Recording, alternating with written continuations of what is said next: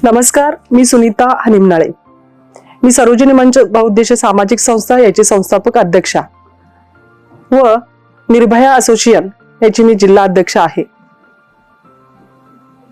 समाजामध्ये ज्या घडामोडी होतात, निर्भयाचं हे नाव त्याच्यासाठी दिलेलं आहे. निर्भयाच्या पूर्ण कारण ज्यामध्ये किती त्रास महिलांना होतो आणि काय होतं हे महिला एक एक ठिकाणी बोलतात, एक एक ठिकाणी नाही. पण मला असं वाटतं, ज्या वेळेला निर्भयाचं कांड झालं त्यावेळेला हे निर्भयाचं नाव देऊन त्या मुलीला बाबा आता अक्षरशः की ती मुलगी आहे की नाही की असं झालेल्या गोष्टी झालेल्या आहेत. कारण अत्यंत दुर्दैवी तिची घटना घडलेली आहे. त्यामुळं आम्ही निर्भया पथक एक असोसिएशन, एक कमिटी, एक नवीन आम्ही इथे नियोजन केलेलं आहे. तर मला एवढंच विनंती आहे की आपल्या ज्या कोल्हापूरमध्ये ज्या मुली आहेत त्यांना अत्याचार होत असेल तर जरा तुम्ही त्या गोष्टीवरती विचार करा, बाहेर पडा. इतर मुलींनाही काही त्रास होत असेल, आजूबाजूला काही त्रास होत असेल, तुम्ही त्या मैत्रिणींना विचारपूस करा. आणि माझा नंबर 7387017774 निर्भया असोसिएशन. मी कधीही तुमच्याकडे, तुम्ही कधीही फोन करा, मी येणार आहे. हा भाग झाला वेगळा, पण माझ्या ह्याच्यातून एक मला असं वाटतं की 8 मार्च हा महिला दिन, 8 मार्च फक्त हा 8 मार्च न करता हा आमचा महिला दिन हा रोजचा आहे. रोज आपण महिला दिन करा, कारण महिलेनंच एकत्र येऊन एकमेकाच्या हात पकडू आपण पुढे जाऊया. ना कुणाचा हात खेचूया, ना कुणाचं काय करूया, पण आपण इथून पुढे अशी काळाची गरज आहे की आपण एकमेकांना साथ देऊनच पुढे जाऊया. मला त्याचबरोबर असं म्हणायचं आहे की मी जे सरोजिनी मंच आता जे स्थापित केलेला आहे याला 5 वर्ष झालेली आहेत. पण मला असं महिलांना असं वाटतं की हा विरंगुळा न करता फक्त नुसतं डान्स करा, काय खाणं पिणं करा आणि जा, असं न करता की समाजामध्ये काय गोष्टी घडतायत त्या गोष्टीला तुम्ही सामोरं गेलं पाहिजे. त्या गोष्टीला बाबा इथं काय गोष्टी होतात त्यातून काय मिळतं आपल्याला हे समाजापुरतं आपण एक ध्येय ठेवलं पाहिजे की बाबा हा ग्रुप झालाय चला करा. नाही, मला असं एक वाटतं की समाजामध्ये ज्या गोष्टी घडतायत होतायत त्या गोष्टीला थोडासा विचार करा आणि आपण समाजामध्ये एक छानसा उपक्रम आपण राबवूया. महिलांना साथ देऊन कुठे काय प्रॉब्लेम असतील, आपले एवढे थोर विचारवंत होऊन गेलेत. मी तर असं त्याच वाटेवर जात असते की सावित्रीबाई फुले त्यांनी आपल्याला एक छानसं उदाहरण म्हणू शकत नाही त्याला, कारण उदाहरण म्हणणं पण चुकीचं आहे, कारण त्या होत्या म्हणून मी आहे. मी ही आत्ताची सावित्री आहे. तर मला असं वाटतं की सावित्रीबाईंनी त्यावेळेला किती अपमान सहन केले, त्यांना खूप जणांनी खूप ठिकाणी खूप अपमानास्पद केलेलं आहे, पण त्यांनी न डगमगता न काय करता महात्मा ज्योतिराव फुलांनी त्यांच्याबरोबर साथ देऊन त्यांना कसं बरोबर घेऊन गेले. आणि आता समाजामध्ये आपण जे वास्तव लिहितो ना, फक्त सावित्री म्हणते मी, कारण मी तिच्यामुळे मी आज इथपर्यंत आहे आणि मी इथून पुढे जे काय असेल फक्त सावित्रीमुळे असणार आहे. कारण सावित्रीबाई फुलेंनी एवढे उपक्रम केलेत बाबा. त्या एक महिला, मुस्लिम महिला म्हणून ज्या आहेत त्या ते पहिला टीचर केला, कारण त्यावेळेला त्यांनी त्यांच्या घरात आश्रय घेतला होता. आणि ह्या गोष्टी खूप जणांना माहीत नसतात. तर मैत्रिणींनो, थोडंफार तुम्ही जरा पुस्तक वाचा, आजूबाजूला इतिहास काय घडतो आणि इतिहासाची पूर्ण जाण म्हणते, इतिहासाची जाण करून घ्या. कारण आजकाल कोणी काय सांगितलं ऐकतात, हा बाबा हे असं हे तसं आणि सोशल मीडियावर पोस्ट करतात. मला असं एक विनंती आहे सर्वांना, पूर्ण माहिती घेतल्याशिवाय महिलांनीही आणि पुरुषांनीही मला असं वाटतं की तुम्ही पूर्ण माहिती ऐका, पूर्ण इतिहास पहा आणि मग सोशल मीडियावरती पोस्ट करताना ते व्यवस्थित विचारपूर्वक करावा. ही सर्वांना मी ह्या माध्यमातून कळकळीची विनंती करते. SP9 निर्भया असोसिएशन एक तुम्हाला माध्यम असं घेऊन येत आहे की तुम्हाला ज्या गोष्टी म्हणजे निर्भयामध्ये जिथं ज्या गोष्टी बाबा प्रॉब्लेम मध्ये येतात, आता आम्ही सभासद नोंदणी पण आहे, सगळ्याच आहेत, पण सभासद नोंदणी ही पूर्ण महत्वाची असून आम्ही ज्या माहिती देणार, कारण कुठे काय उपक्रम करायचा, कुठल्या महिलांना कुठे काय हे करायचं आहे. पण मला असं वाटतं की महिलांनो, मुलींनो पण म्हणते मी, कारण आजकाल युवती पण खूप असतात सोशल मीडियावरती, त्या प्रत्येक पोस्टला प्रत्येक याला तुम्ही न बळी जाता मला असं वाटतं की तुम्ही शहानिशा करा. कारण आजकाल फेसबुक, गुगल पे ह्याच्यावरती खूप फसवणूक होत आहे. तर मुलींनो, तुम्ही कोण काय बोलतं, गोड बोलतं, काय करतो, पण थोडंसं शांत डोकं ठेवून तुम्हाला असं वाटतं की थोडासा विचार करा. कारण लहानापासून मोठा आपल्या आई वडिलांनी आपल्याला खूप काही कष्टातून केलेलं असतं, पण त्यांचाही थोडासा विचार घेत चला, त्यांचंही म्हणणं ऐका. आपला भाऊ असतो, आपली बहीण असते, काय असतं त्यांचं एकमेकांशी तुम्ही कनेक्ट राहा आणि मग गोष्टी तुम्ही दुसऱ्याला शेअर करा. कारण आपलीच लोक, आपलीच जे म्हणतो आपण तीच आपल्याला साथ देणारे असतात. आजूबाजूचे कोणीही तुम्हाला साथ द्यायला अशा वेळेला हात वरती करतात. पण मुलींनो, तुम्हाला मी एवढी कळकळीची विनंती करते की आज आपल्याला बिंदास या चॅनलने आपल्याला एक बोलण्याची संधी दिलेली आहे. मी मनपूर्वक त्यांचे एक धन्यवाद मानते की तुम्ही आम्हाला इथे येऊन बाबा तुम्ही करा आणि ह्या गोष्टी बोला. मला असं मन मोकळं असं बोलावं असं वाटतंय की तुम्ही थोडस जरासं एक पाय पाठीमागे घ्या. कारण जग बदलत आहे म्हणून तुम्ही बदलायला, पण जग बदलते कशासाठी, कुठे, हे तुम्ही सोशल मीडिया वाईज या गोष्टी घडतायत त्या थांबवाव्यात आणि तुम्ही लक्षपूर्वक द्याव्या. कारण आपले जे काही ध्येय आहे हे आपल्याला साकारायचं तर आहेच, पण कुणाच्या बोलण्यावरून कुणाच्या म्हणण्यावरून कुठल्या गोष्टी काही करू नका. अजून एक महत्वाची मला जे बोलायचं आहे, आता कॉलेज, शाळा, आता मुलींचे म्हणजे 12वीची एक्झाम चालू आहे, 10वीची एक्झाम चालू आहे, त्याच्यामध्ये तुम्ही न घाबरून जाता, मुलांना सगळ्याच की न घाबरून जाता तुमच्या पद्धतीने तुम्ही जो अभ्यास केलेला आहे त्या पद्धतीने जेवढं तुम्हाला येतं तेपर्यंत तुम्ही पेपर सोडवा. कुठलीही नाराजी, कुठेही हे होऊ नका, वाईट विचार घेऊ नका मनात. कुठलेही पाऊल उचलताना घरातल्यांचा विचार करा. मला असं बोलायचं आहे कारण आम्ही सुद्धा त्यातून आलेलो आहे. परत ह्या गोष्टी तुम्ही पुढे शिकायचंय, कुठेही लांब जायचंय, तुम्हाला कुठलं ध्येय कुठं साकारायचं आहे प्रत्येकाला ठरवलेलं असतं. आजकालची मुलं मी हे करणार, मी ते करणार, पण परत थोड्या वेळानं जरा चेंज होतं मन, परत त्या गोष्टी दुसरीकडे जातात. काही म्हणजे प्रत्येकाचं मन वेगवेगळं आहे.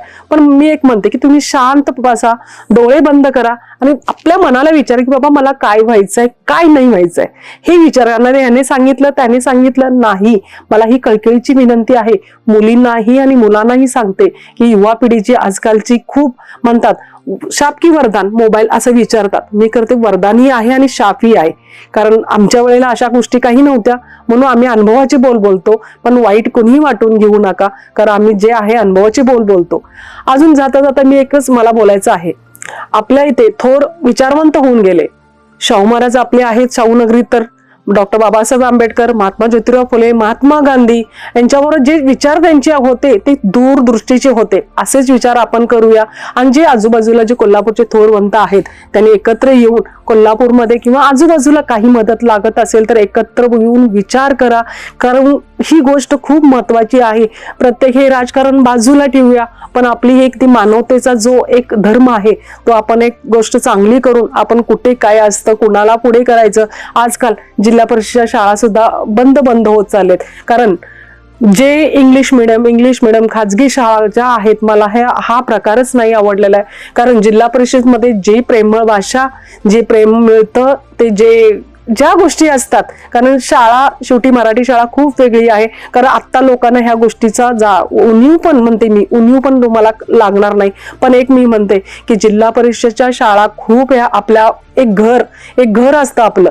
काही झालं, लेट झालं, काही झालं, पण पैशाचा बाजार सगळ्या गोष्टीकडे असतो. कारण आपल्याला खाजगी शाळा परवडणाऱ्यातल्या नाही आहेत. त्यासाठी आपण कुठेतरी लढूया. कारण सर्व पालकांना एक लक्षात आलं पाहिजे की मराठी, आता आम्ही पूर्वीपासून आम्ही मराठी शाळेतच शिकलेलो आहोत. आम्ही कुठेतरी काहीतरी झालेलो आहोत, मराठी शाळेतूनच झालेलो आहोत.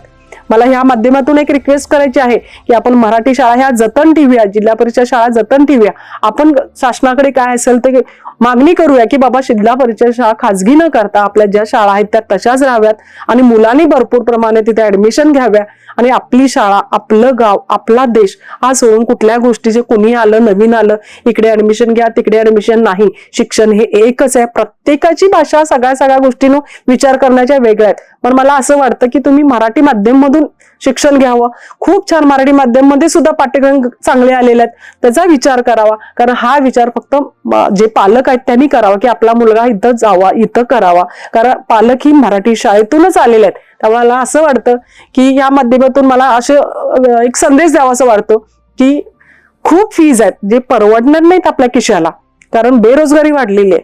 ह्यामुळे कुठल्या गोष्टीवरती न बोलता बाकीच्या गोष्टीवर सगळेजण बोलतात, पण आजकाल आपले एज्युकेटेड मुली आहेत त्यांच्यासाठी कोणीच विचार करत नाही. नोकऱ्या सगळं खाजगीकरण चाललेलं आहे. पण मला असं वाटतं की हे न होता आपण आपल्या युवकांना ही चांगली संधी देऊया. सगळ्यांना त्यांना सगळं काहीतरी एक आपला, मला असं वाटतं की या शाहू नगरीत इतकं काही आहे घेण्यासारखं, पण आपल्याला कुठं मागे पाडण्याचा खेचण्याचा प्रयत्न करतात, पण आपण त्यांनाही मागे राखून आपण पुढे जाऊया आणि हा शाहूंचा विचार आपण जरा थोडासा मनात घेऊया. कारण बाबासाहेब आंबेडकरांनी जे संविधान केलं ते योग्यच केलेलं आहे. कारण आता असं आम्हाला वाटतं नाही, वाटतं पण आणि आहे पण, कारण त्यांनी त्यावेळेला विचार केलेला आहे आणि हा विचार आता होत आहे. तर मला असं वाटतं की त्यांनी ते थोरवंत होऊन गेलेले आहेत, कारण त्या गोष्टी व्हायला पाहिजेत आणि झालं ते योग्य आहे.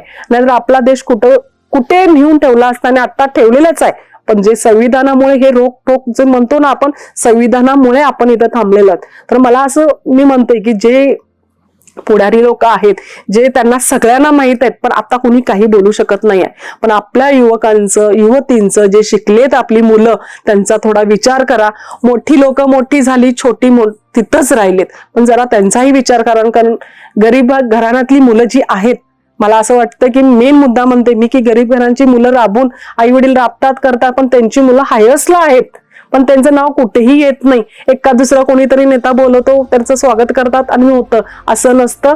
तुम्ही त्यांना प्रॉपर एक गाईड करा की बाबा असं, मला असं रिक्वेस्ट आहे की आपल्या कोल्हापूरात खूप थोरवंत आहेत, त्यांनी याचा विचार करावा. नाव न करता न काय करता, पण तुम्ही त्यांना मदत करावी, मला असं वाटतं. कारण मोठ्या लोकांचीच मुलं पुढे चाललेत आणि आपण तिथंच बसतोय. आपलं छान आपण पूर्ण शिक्षण घेतलेलं असतं, पण ह्याच्या खातीर त्याच्या खातीर म्हणतो मागे मुलं राहतात, मुली राहतात, गळफास घेतात, सुसाईड करून घेतात, म्हणजे काय काय चाललंय या दुनियेमध्ये.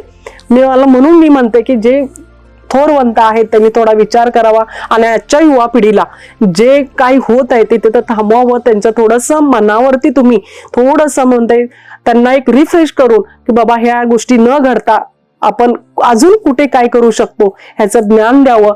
आणि मला वाटतं की आपल्या कोल्हापूरमध्ये तशी लोक खूप आहेत, कारण आपण शेत कष्टकरी लोक आहोत. त्यामुळं काय कष्ट एक म्हणतो ना की भात वाढवण्यासाठी आपल्या 3 ते 4 महिने आपल्या त्या गोष्टी लागतात.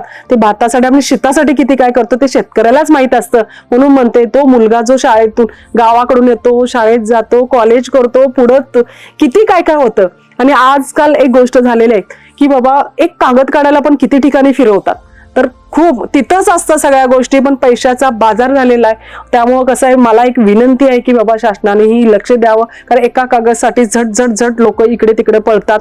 जे आई वडील असतात त्यांचा मान राखला पाहिजे सगळ्या गोष्टीतून, आणि ज्या गोष्टी होऊ नयेत त्या व्हायला लागलेत. कारण कुणाला काही स्पष्ट मी बोलून नाही शकणार आहे, कारण सगळ्यांना सगळं माहित असतं. पण सगळ्या गोष्टी थोडंसं समाजामध्ये आल्या पाहिजेत आणि समाजाने बोललं पाहिजे. मला असं वाटतं की ह्या माध्यमातून आम्हाला एक बोलण्याची संधी दिली, ओपनली बोला, बिंदास बोला. तर मी ह्या गोष्टी बोलीन की सगळ्या कायदेशीरच तुम्ही सगळ्या गोष्टी करता, मान्य आहे, पण जिथं ओळख असते तिथं ओळख दाखवत नाही, काही करत नाही. ऐन वेळेला बाबा हा नाही माझा तो माणूस आहे, आम्ही काम करणार आहोत, जाणार आहोत, पण त्या गोळ्याला ऐन वेळेला लोक आपल्याला तोंड फिरवतात. त्यामुळे मी अशी रिक्वेस्ट करेन की बाबा जिथं आपल्याला मान सन्मान नाही त्या ठिकाणी आपण जाणं नाही आणि येणं नाही. ह्या गोष्टी लक्षात घ्या, पण तुमच्या स्वबळावरती तुम्ही सगळ्या गोष्टी करून दाखवा. धन्यवाद.